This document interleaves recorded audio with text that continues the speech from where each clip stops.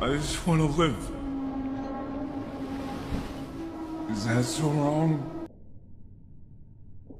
Welcome to my spoiler review of Iron Lung. If you have not seen the movie, please click off. Where do I begin? The opening is fantastic, acting as the dropper and hook of the film. Literally dropping the Iron Lung submersible as we descend into the blood ocean. We open up seeing the starship's gates open as the Iron Lung drops into the blood ocean as we hear the narration from the video game. Beautifully captured and brought to life by Markiplier and his incredible team. The visuals are beautiful, including the hallucinations where he sees the Eye of God covered in the ocean of blood. This, if you do not know, is a reference to his initial gameplay of Iron Lung, where he talks about blood sirens, that weird light thing in the ocean from the game. He actually continues those references and puts it in the movie, which was a pretty cool Easter egg. If you did not see, the creator has a cameo in the movie as he plays Jack the welder, and Markiplier literally flashbangs the creator with the camera.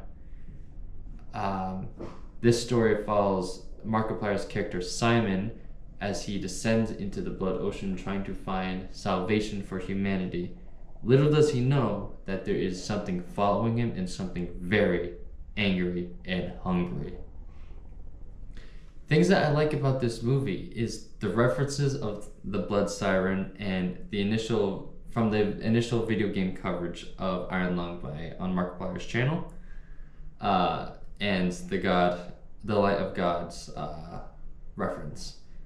The sets and stunning detail, including when the Iron Lung is covered by vines near the ending of the movie, as it feels very Stranger Things aesthetic when prompt. He literally gets attached to the Iron Lung, and it was like jaw dropped. This movie gets so crazy in the ending. He literally had to rip his arm off, and the blood covering him, like, no wonder why he had to go to the hospital. The creative liberties taken, like when the convict was becoming essentially part of the Iron Lung, it threw me off guard, and I was all for it. The makeup and amalgamation of the convict is horrid in the right way, and how near the end, the convict breaks hell to the sea monster chasing him and challenging it to fight in the pursuit of information. He challenges that fucking anglerfish and hits it head on, like right in the nose, and the anglerfish is not happy about that. Markiplier, he's badass. Simon does not give a fuck. A voice was clever and honestly needed for this film because it is a pretty long run time for the idea, so they had to fill in somehow to keep people invested. The sirens, going back on that idea, the anglerfish is basically the siren. It talks to Markiplier in familiar voices to kind of put him off guard and believe everything that he's hearing. He starts to lose oxygen, so he starts to get carbon monoxide poisoning from lack of oxygen. So honestly, he's hallucinating, he hears things, and the siren voices do not help. This man is a one-man army, and he's running out of resources. The runtime felt right for the story, and the subtle things in the environment are just breathtaking and terrifying.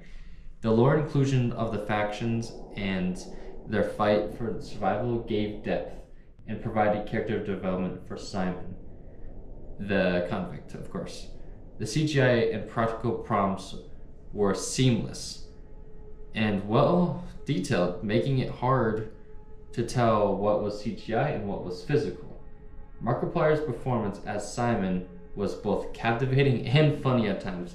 You'll be going into this theater laughing, terrified, and jaw-dropped. His descent into madness making you go crazy with him. This film is slow burning but keeps you tense as it ramps up reaching the end. There's a moment where he gets out of the submarine and he just looks into the eye of God as the blood storm in the blood ocean just forms around him. This was a spectacle for sure. It was a great moment. It felt a little bit weird, to be honest with you, but it looked awesome.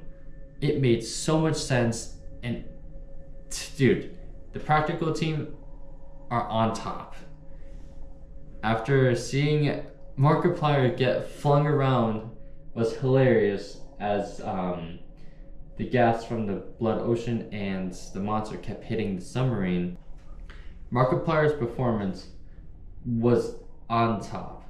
He has worked so hard for this movie, and you can notice it between him in Iron Lung and him in his other projects that his acting ability has been getting better and better. My dislikes, this is not the hate on Markiplier or the movie, please do not send hate in the comments, this is just to give a fair review. The sudden jump cuts, as it can leave audiences a bit lost as it tries to tell Simon's backstory while also telling of his faction. It's a bit rough, but definitely serviceable. So what that means is, in the movie, you get glimpses of Markiplier's Simon as he was a kid, and a little bit of the lore for the movie.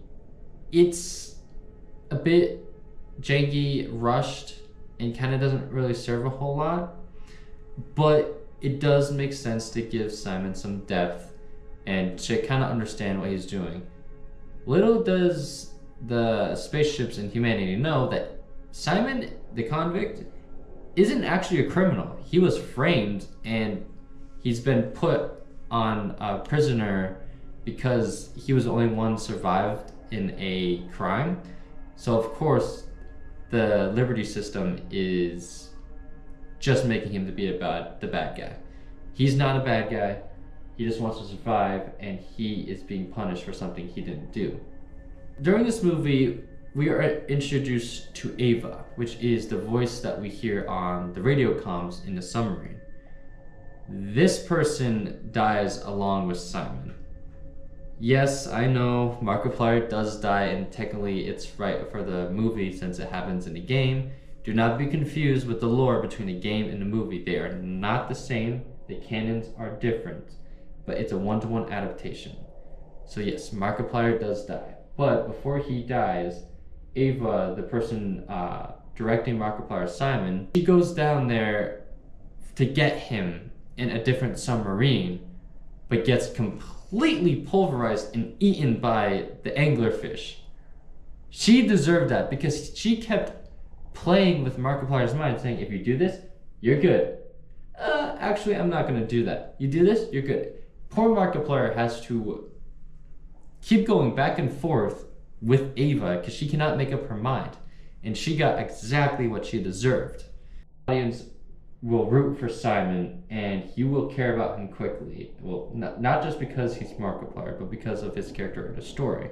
You follow him, and you follow through each form of grief that he goes through in the movie, and it will keep you attached to this character, and you want him to survive. Troy Baker was a nice addition, and honestly unforeseen. I was not expecting Troy Baker to be in the movie Iron Lung. You only get a glimpse of him in the movie when Markiplier gets sent back up to the spaceship to get repairs. It's like, it was so crazy. But overall, this movie was a 10 out of 10.